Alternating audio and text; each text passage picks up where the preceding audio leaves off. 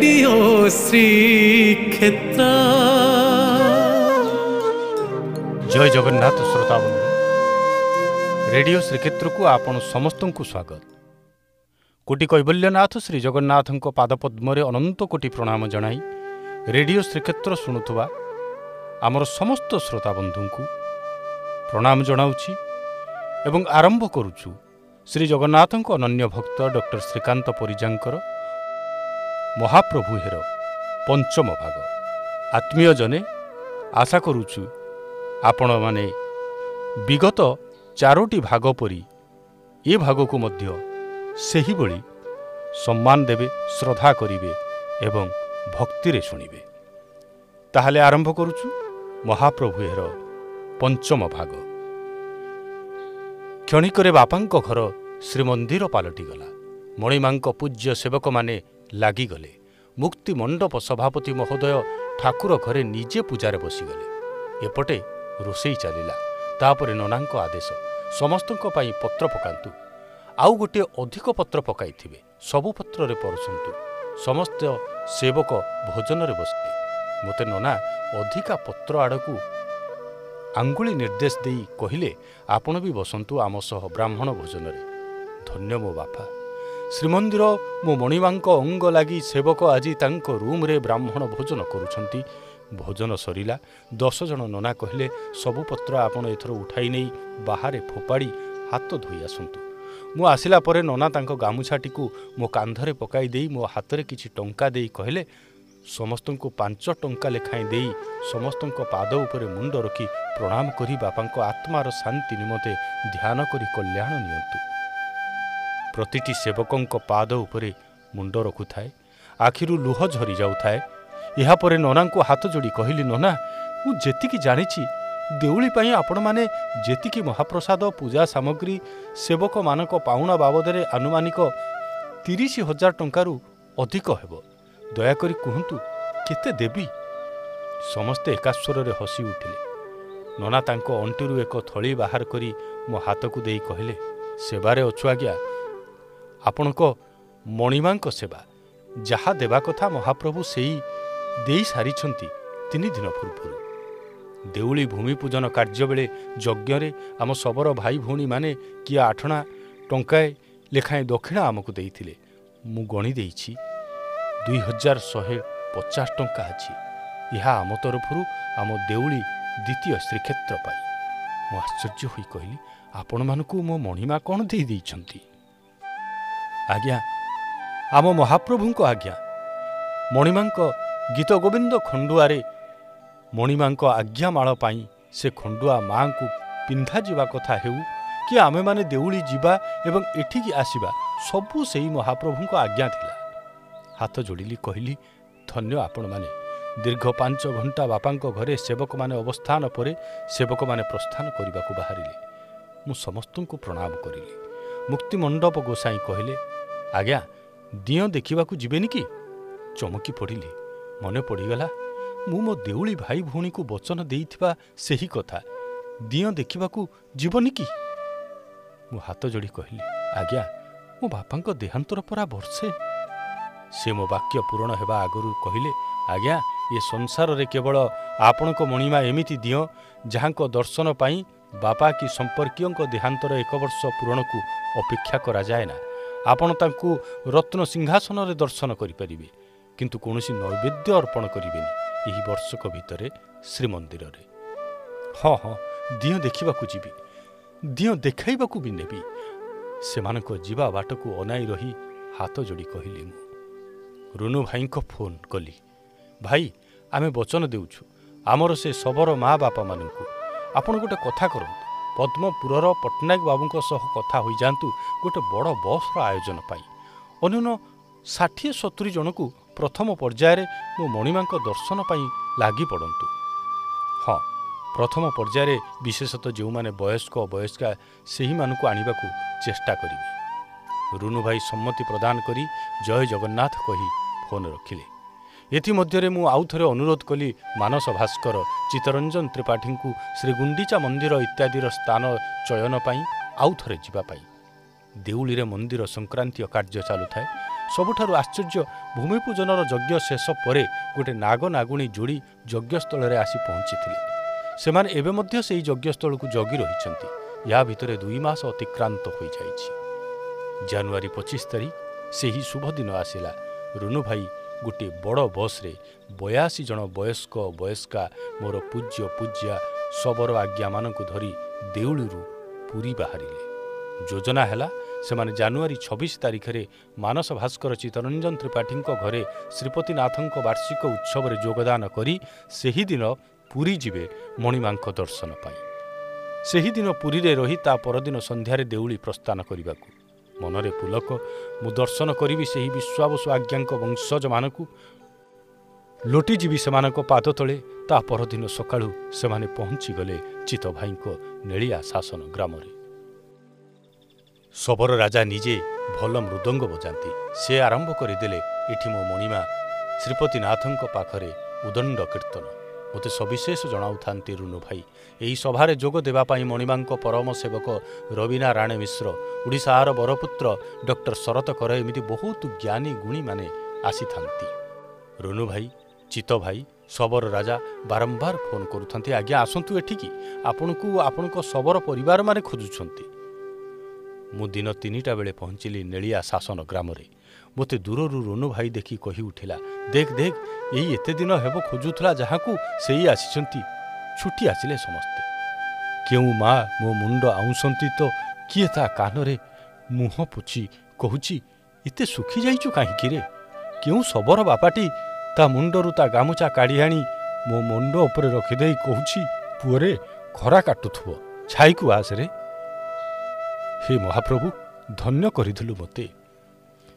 ହେ ମୋ ଶବର ଦିଅ, କୋଟି ଓଡ଼ିଆର ମହୁଡ଼ମଣି, କୋଟି କୈବଲ୍ୟନାଥ, ତୁମକୁ ଭଲ ପାଉଥିବା ପିତୃମାତୃତୁଲ୍ୟ ନିଷ୍କପଟ ପ୍ରାଣକୁ ପାଇ ମୁଁ ଆଉ ଅନାଥ ନୁହେଁ। ହେ ମଣିମା, ହେ ମହାପ୍ରଭୁ, ସେଠି ରହଣି କାଳ ମଧ୍ୟରେ ପୁରୀରେ ଏମାନଙ୍କ ରହିବା ନିମନ୍ତେ ପୁରୀ ଏଡିଏମ୍ ବିଭୂତି ସାର୍ଙ୍କୁ ଫୋନ୍ କଲି କୌଣସି ଏକ ଧର୍ମଶାଳାର ଆୟୋଜନ ପାଇଁ। ସେମାନେ ସନ୍ଧ୍ୟାରେ ରୁନୁ ଭାଇ ସହ ବାହାରିଲେ ପୁରୀ, ଆଉ ମୁଁ କଟକ। ତା ପରଦିନ ଜାନୁଆରୀ 27, ମୋ ପ୍ରାଣପ୍ରିୟ ନାରାୟଣ ଭାଇଙ୍କ ବାପାଙ୍କ ପ୍ରଥମ ଶ୍ରାଦ୍ଧବାର୍ଷିକ। ଯୋଗଜନ୍ମା ଭାଇ ମୋର ମଣିମାଙ୍କୁ ନିଜ ଜୀବନଠାରୁ ଅଧିକା ଭଲ ପାଉଥିବା ମଣିଷଟିଏ। ମଉସାଙ୍କ ଦେହାନ୍ତ ଦିନ ଯେତେବେଳେ ମୁଁ ତାଙ୍କ ଘରେ ପହଞ୍ଚିଲି, ମୋତେ ମାଉସୀ କାନ୍ଦିକି କହିଥିଲେ, ଶ୍ରୀକାନ୍ତରେ ତୋ ମଉସା ଚାଲିଗଲେ, ମହାପ୍ରସାଦ ଆସିଲେ ଆଉ କିଏ କହିବରେ ଶ୍ରୀକାନ୍ତକୁ ଆଗ ଡାକ, ସେ ମହାପ୍ରସାଦ ଖାଇବ।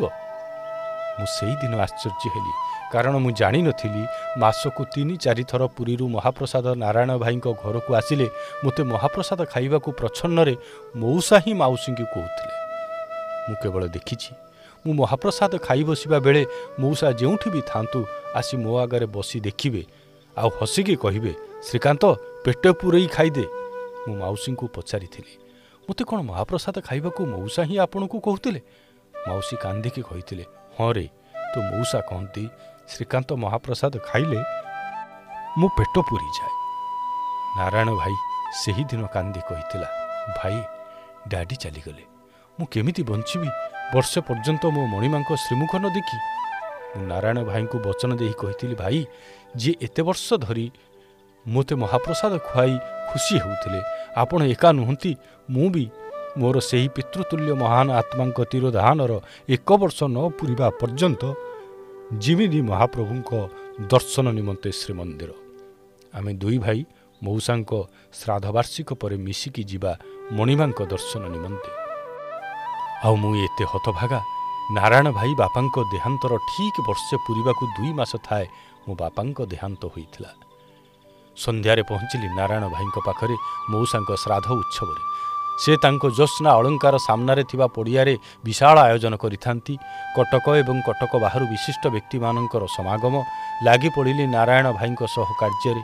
ରାତି ପ୍ରାୟ 10:10 ହଠାତ୍ କାନରେ ବାଜିଲା ଭୂମି ପୂଜନ ଦିନର ଶବରମାନଙ୍କର ସ୍ୱରର ପ୍ରତିଧ୍ୱନି, ଆମେ ପରା ଶବର, ଶବରୁଣୀଗୁଡ଼ା, ଏତେ ବଡ଼ ଦିଅଁ, ଆମେ ତା ପାଖକୁ ଗଲେ ତା ମାନ ଉଣା ହେବନି କି ବାବୁ? ଆଖି ଛଳଛଳ, ଆକାଶକୁ ଚାହିଁଲି। କାନ ପାଖରେ ଫିସ୍ ଫିସ୍ ହୋଇ କିଏ କହିଦେଲା, ଭିଶୁନି, ଏ ଭିଶୁନି। ଆଜ୍ଞା ଆଜ୍ଞା ମହାପ୍ରଭୁ, ଗୋଟିଏ କଥା କହିଦେବୁ ମୋ ପୂର୍ବଜମାନଙ୍କୁ। ଆଜ୍ଞା ମହାପ୍ରଭୁ, ଆରେ ସେମାନଙ୍କୁ ମୁଁ ଏତେ ଯୁଗ ପରେ ଦେଖିଲା ପରେ ମୋ ମନ ମାନ ବଢ଼ି ଯାଇଛି ରେ। ସେମାନେ କାହିଁ ମନ ଉଣା କରୁଥିଲେ ମୋ ଦର୍ଶନରେ, ମୋ ମାନ ଉଣା ହୋଇଯିବା ଆଶଙ୍କାରେ। ମୁଁ ପରା ତାଙ୍କ ଶବର ଦିଅ। ମୁଁ ଫୋନ୍ ଲଗେଇଲି ରୁନୁ ଭାଇଙ୍କୁ। ଭାଇ ଆପଣ କେଉଁଠି? ରୁନୁ ଭାଇ କହିଲେ ସେମାନେ କଟକ ପାଖାପାଖି। ମୁଁ କହିଲି ଦୟାକରି ଆପଣ ଏବେ ଦେଉଳି ଯିବେନି, ବସ୍ ଧରି ଆସନ୍ତୁ କଟକକୁ, ସେଠାରୁ ସମସ୍ତଙ୍କୁ ଆଣିବା ନାରାୟଣ ଭାଇଙ୍କ ଘରକୁ। ଏ କଥା ମଣିମାଙ୍କ ଆଜ୍ଞା ବୋଲି ଧରି ନିଅନ୍ତୁ, ମୋତେ ଅଧିକା କିଛି ପଚାରନ୍ତୁନି। ରାତି ପ୍ରାୟ 10:15 ଫୋନ୍ ରଖି ଦୌଡ଼ିଲି ନାରାୟଣ ଭାଇଙ୍କ ପାଖକୁ। କହିଲି ଭାଇ ମୋର ଗୋଟେ ଛୋଟ ଅଳି ରଖିବ। ନାରାୟଣ ଭାଇ କହିଲା ଅଳି କ'ଣ ରେ ଭାଇ, ପରା ତୋର ଅଧିକାର ଅଛି। ମୁଁ କହିଲି ଭାଇ 90 ଜଣ ପାଖାପାଖି ମୋର ଗୁରୁଜନମାନେ ଆସୁଛନ୍ତି। ମଉସାଙ୍କ ଏହି ଭବ୍ୟ ଭୋଜିରେ ତାଙ୍କୁ ସସମ୍ମାନେ ଖୁଆଇବାର ଅଛି। ଭାଇ ମୋର ହସି କୁଣ୍ଢାଇ ପକାଇ କହିଲା ଆରେ ମୋ ଡାଡିଙ୍କ ଭୋଜିରେ ଏଇ ଛୋଟିଆ କଥା ପାଇଁ ମୋ ଭାଇର ଏତେ ବଡ଼ ଅଳି। ମୁଁ କହିଲି ଭାଇ ଛୋଟିଆ କଥା ନୁହେଁ, ସେମାନେ ଛୋଟିଆ ଲୋକ ନୁହେଁ ରେ ଭାଇ। ଯେଉଁମାନେ ଆମ ମଣିମାଙ୍କୁ ତାଙ୍କ ସ୍ନେହ କାଙ୍ଗାଳ ମନର ସନ୍ଧିରେ ଜଙ୍ଗଲର ଖଟା କଷା ଫଳ ଶ୍ରଦ୍ଧାରେ ଖୁଆଇ ଯୁଗ ଯୁଗ ଧରି ଆପଣାର କରି ରଖିଥିଲେ, ସେମାନଙ୍କ ମାନ ସମ୍ମାନ ଛୋଟିଆ ନୁହେଁ ରେ। ତାଙ୍କୁ ଆମେ ପାଛୋଟି ନେବା, ଶଙ୍ଖଳି ନେବା, ଲୁଟିଯିବା ତାଙ୍କ ପାଦ ତଳେ। ଅନ୍ତତଃ ମୋ ମଉସା ଉପରେ ଥାଇ କହିବେ ହେ ମୋର ମହାପ୍ରସାଦ ଖିଆ ପୁଅ, ତୁ ମୋ ଆତ୍ମାକୁ ଧନ୍ୟ କରିଦେଲୁ ରେ। ଯିଏ ସାରା ବ୍ରହ୍ମାଣ୍ଡର କର୍ତ୍ତାଙ୍କୁ ଖଟା କଷା କୋଳି ଚାଖି ଖୁଆଇ ପିଢ଼ି ପିଢ଼ି ଧରି ରଙ୍କ ରତନ କରିପାରିଥିଲା, ସେଇମାନେ ଆଜି ମୋ ପ୍ରଥମ ଶ୍ରାଦ୍ଧବାର୍ଷକରେ ସସମ୍ମାନେ ଭୋଜନ କରିଗଲେ। ରାତି ପ୍ରାୟ 10:30 ନାରାୟଣ ଭାଇ 90 ଖଣ୍ଡ ଉତ୍ତରୀୟ ଏବଂ ଶାଢ଼ୀ ମଗାଇଲେ। ସେମାନେ ପହଞ୍ଚିବା ଶୁଣି ମୁଁ ନାରାୟଣ ଭାଇଙ୍କ ପାଖରୁ ମେଲାଣି ନେଇ ଚାଲିଲି ମୁଖ୍ୟ ରାସ୍ତାକୁ। ସେମାନଙ୍କୁ ନେଇଗଲି ନାରାୟଣ ଭାଇଙ୍କ ଛାତ ଉପରକୁ। ସେଠି ସେମାନେ ସଂକୀର୍ତ୍ତନ କଲେ। ସଂକୀର୍ତ୍ତନ ପରେ ମୁଁ ନାରାୟଣ ଭାଇଙ୍କୁ ଫୋନ୍ କରି କହିଲି ଭାଇ ଆପଣ କିଛି ଟେବୁଲ ଫାଙ୍କା କରନ୍ତୁ, ମୁଁ ନେଇଯାଉଛି ଏମାନଙ୍କୁ। ଏହାପରେ ମୋର ପୂଜ୍ୟା ଶବର ଶବରୀମାନେ ଚାଲିଲେ ଶ୍ରାଦ୍ଧବାର୍ଷିକ ଜାଗାକୁ। ଆଡ଼େଇ ହୋଇଯାଅ ହେ ବାବୁ ଭାଇଆମାନେ, ଯାଇତାଇ ଲୋକ ନୁହନ୍ତି ମୋ ଏମାନେ। କସ୍ତା ଖଣ୍ଡେ ପିନ୍ଧିଥିବା କଳା ମଚମଚ ଦେହ ଦେଖୁଛ ବୋଲି କ'ଣ ହୀନ ଭାବୁଛ କି? ଏମାନଙ୍କ ପାଦରେ ଚପଲ ନାହିଁ ବୋଲି ତୁମମାନଙ୍କୁ ଖରାପ ଲାଗୁଛି କି? ଏମାନଙ୍କ ଦେହର ଇଆଡ଼େ ସିଆଡ଼େ ଚାହୁଁନା ହେ, ମୋ କଥା ମାନରେ ବାବୁ ସାହେବମାନେ, ଏମାନଙ୍କ ପାଦକୁ ଚାହିଁଦିଅ, ତରିଯିବ ଏ ଜନ୍ମରୁ। ଆଶ୍ଚର୍ଯ୍ୟ ଭାବରେ ସମସ୍ତେ ଲାଗିଗଲେ। କିଏ ପ୍ଲେଟ୍ରେ ନିଜେ ଖାଦ୍ୟ ପରସି ଆଣି ଏମାନଙ୍କ ହାତକୁ ବଢ଼ାଇ ଦେଉଛି, ତ କିଏ ଚେୟାର ଟାଣି ଆଣି ଏମାନଙ୍କୁ କହୁଛି ଆଜ୍ଞା ବସିକରି ଖାଆନ୍ତୁ। କିଏ ଆଇସ୍କ୍ରିମ୍ ଆଣି କହୁଛି ଏଇଟା ଚକୋ ଫ୍ଲେଭର ଭଲ ଲାଗିବ ଖାଆନ୍ତୁ ତ। ଆଉ କିଏ ଥଣ୍ଡା ପାନୀୟ ଆଣି କହୁଛି ଆପଣ ଥମ୍ସଅପ୍ ପିଇବେ ନା ଫାଣ୍ଟା। ଏମାନେ କ'ଣ ବୁଝିବେ ଚକୋ ଫ୍ଲେଭର, ଥମ୍ସଅପ୍, ଫାଣ୍ଟା ନା ଷ୍ଟ୍ରବେରୀ ଫ୍ଲେଭର? ଖାଲି ହସି ଦେଉଥାନ୍ତି। ଖାଇବା ଚାଲିଲା ସମ୍ବର୍ଦ୍ଧନା ପର୍ବ। ମୁଁ ଗୋଟି ଗୋଟି ଉତ୍ତରୀୟ ଶାଢ଼ୀ ବଢ଼ାଇ ଚାଲିଲି ନାରାୟଣ ଭାଇଙ୍କ ହାତକୁ। ସେ ଜଣ ଜଣକୁ ଉତ୍ତରୀୟ ଶାଢ଼ୀ ଦେଇ ପ୍ରଣାମ କରୁଥାନ୍ତି। ଏସବୁ ସରିଲା ପରେ ଭାଇ ମୋର କହିଲା ଆରେ ରୁନୁ କୁଆଡ଼େ ଗଲା ରେ, ଡାକ ତାକୁ। ରୁନୁ ଭାଇ ଆସିବାର ଦେଖି ସମସ୍ତେ ଜୟ ଜଗନ୍ନାଥ କହି ଟେକିଦେଲେ ହାତ। ଭାଇ କହିଲା ମୋତେ ଭାଇ ଆଜି ମୋ ଡ୍ୟାଡ଼ିଙ୍କ ଶ୍ରାଦ୍ଧବାର୍ଷିକ ଯେଉଁମାନଙ୍କ ପାଇଁ ଧନ୍ୟ ହେଲା ସେଇମାନଙ୍କ ସହ ଗୋଟେ ଫଟୋ ଉଠାନ୍ତେନି। ମୁଁ କହିଲି କିଏ ମନା କଲା କି? ସମସ୍ତେ ଧାଡ଼ି ହୋଇ ଚେୟାରରେ ବସିଗଲେ। ମୋ ଭାଇ ତା ପାଖରେ ଗୋଟେ ଖାଲି ରଖି ମୋତେ କହିଲା ଭାଇ ଆସ ମୋ ପାଖକୁ। ମୁଁ ରୁନୁ ଭାଇକୁ ସେ ଚେୟାରରେ ବସାଇ ଦେଇ ଲଥ୍ କରି ବସିଗଲି ମୋ ଶବର ଦିଅଙ୍କ ବଂଶଜମାନଙ୍କ ପାଦ ତଳେ। ଶବର ରାଜା କହି ଉଠିଲେ ଆଜ୍ଞା ଆପଣ ଏଇଠିକି ଆସନ୍ତୁ। ମୁଁ ହସି ଦେଇ କହିଲି ଆରେ ମୋ ମହାପ୍ରଭୁଙ୍କର ଯିଏ ଗଣ୍ଠିଦନ, ଯାହାଙ୍କୁ ଦେଖି ବଢ଼ିଯାଏ ମୋ ମଣିମାଙ୍କର ମାନ, ଆପଣମାନଙ୍କ ପାଦତଳର ସ୍ଥାନ ହିଁ ମୋର ମାନ। ମନେ ପଡ଼ିଯାଏ ସାଲବେଗଙ୍କର ସେଇ ଶେଷ ପଦ, କହେ ସାଲବେଗହୀନ। ଇତିହାସ ପୃଷ୍ଠାରେ ସେଇ ଯୋଗଜନ୍ମା ସାଲବେଗଙ୍କ କଥା କହୁନାହିଁ ଆଜ୍ଞା। ଆଜ୍ଞା ହଁ, ମୁଁ ଏ ଯୁଗର ସାଲବେଗଙ୍କୁ ଦେଖିଛି, ତାଙ୍କ ପାଦ ଛୁଇଁଛି, ତାଙ୍କ କୋଳରେ ଶୋଇଛି। ମୋ ମଣିମାଙ୍କ ଜଣାଣ ତାଙ୍କ ପାଖରେ ବସି ତାଙ୍କ କଣ୍ଠରୁ ଶୁଣିଛି। ଶ୍ରୋତାବନ୍ଧୁ, ମହାପ୍ରଭୁହେର ପଞ୍ଚମ ଏବଂ ଅନ୍ତିମ ଭାଗ ଏହା ଥିଲା। ଆଉ ଏକ ନୂଆ ବିଷୟ ସହିତ ଆମେ ଆସିବୁ ଡକ୍ଟର ଶ୍ରୀକାନ୍ତ ପରିଜାଙ୍କର। ତାର ଝଲକ ମୁଁ କେବଳ ଆପଣମାନଙ୍କୁ ଦେଇପାରୁଛି ଏବେ। ରୋଜ ସକାଳ ହେଲେ ପଠାଣ ବସ୍ତିରୁ ସାଇକେଲ ଖଣ୍ଡେ ଚଢ଼ି ରାସ୍ତାକୁ ଓହ୍ଲାଉଥିଲା ମିଆଁ। କାଳେ ଆଜି କେଉଁଠି ମିଳିଯାଇପାରେ ଗୋଟିଏ ଭଲ ବକରିର ଚମଡ଼ା, ଚଢ଼ା ଦରରେ ବିକ୍ରି ହେଇପାରେ ବଜାରରେ। କିଛି ନହେଲେ ତା ଔରତ ମୁହଁରେ ପଟେ ରୁଟି ଆଉ ଆମ୍ବୁଲ ଆଚାର ଟିକେ ତ ଦେଇପାରିବ। ଶାଲି ଔରତକୁ ଦେଇ ବି ଲାଭ କ'ଣ? ଶାଲି ଏଯାଏଁ ତିନିଟା ବଚ୍ଚି ପୈଦା କଲା, ବଚ୍ଚା ଗୋଟିଏ ପାରିଲାନି ଏଯାଏଁ। ତା ଆବାଜାନର ଘରକୁ ଯାଉ ମୁଁ ଆଉ ଗୋଟେ ବାହା ହେବି। ଦିନେ ପୁଅ ବକଟେ ପାଇଁ ନିଜ ସ୍ତ୍ରୀକୁ ବାପ ଘରକୁ ତଡ଼ିଥିବା ଜଣେ କଠୋର ମୁସଲିମ, ଆଉ ଶେଷ ବେଳେ ମହାପ୍ରଭୁଙ୍କ ପାଖକୁ ଧାଇଁ ଆସିଥିବା ଜଣେ ନିରୀହା ମୁସଲିମ ମହିଳା ଶେଷରେ ମୋ ମଣିମାତାକୁ ଦେଲେ ପୁଅଟିଏ। ପୁଅ ନୁହେଁ ତ ଆଉ ଏକ ଶାଲବେଗ। ଶ୍ରୋତାବନ୍ଧୁ, ମହାପ୍ରଭୁ ହେପରେ ଆସନ୍ତା ବିଷୟକୁ ଅପେକ୍ଷାରେ ଏହାଠୁ ଆହୁରି ଭକ୍ତି ରସରେ ଆପଣ ନିମଜ୍ଜି ଯିବେ ବୋଲି ଆମେ ଆଶା କରିବୁ। ଆପଣମାନେ ସୁଖରେ ରୁହନ୍ତୁ, ଶାନ୍ତିରେ ରୁହନ୍ତୁ। ଜଗନ୍ନାଥ ଆପଣମାନଙ୍କର କଲ୍ୟାଣ କରନ୍ତୁ। ନମସ୍କାର। ଜୟ